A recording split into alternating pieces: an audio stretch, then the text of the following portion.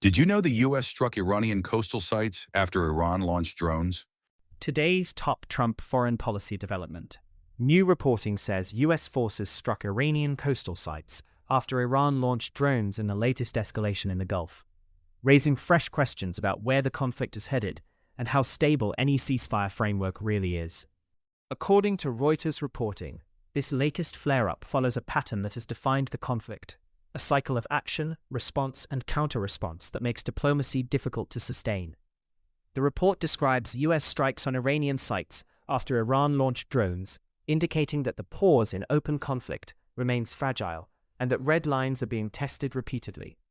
This matters beyond military headlines because the Gulf is not just a battlefield. It is a global trade corridor.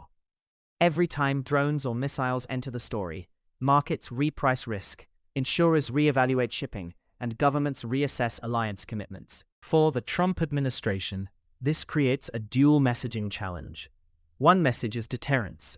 The U.S. will respond forcefully to protect forces and partners. The second message is control. The White House wants to signal that escalation is contained and that objectives remain achievable. But containment is hard in a region where multiple actors operate simultaneously. Even if Washington and Tehran manage their direct exchanges, regional proxies and allied decision-making can introduce new triggers. In practical terms, this story forces three questions that matter for the next 72 hours.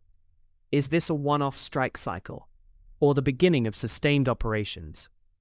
Are U.S. strikes targeting tactical assets only, or infrastructure that changes the long-term calculus? How will Iran respond? And will it respond directly or through indirect channels? In Washington, political pressure often rises as operations become more frequent. Members of Congress begin demanding briefings. The legal questions around war powers become louder.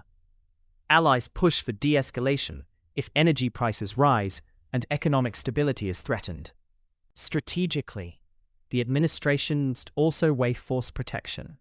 When drones are being launched, the U.S. increases alert levels, protects bases, and adjusts naval posture.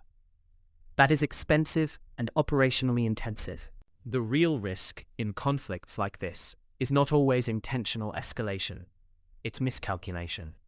A drone intercepted near a ship becomes a wider engagement if the wrong asset is hit, or if losses occur. What to watch next? Any official statement that clarifies whether the strike is limited or part of a broader campaign. Any shift in shipping activity or maritime advisories.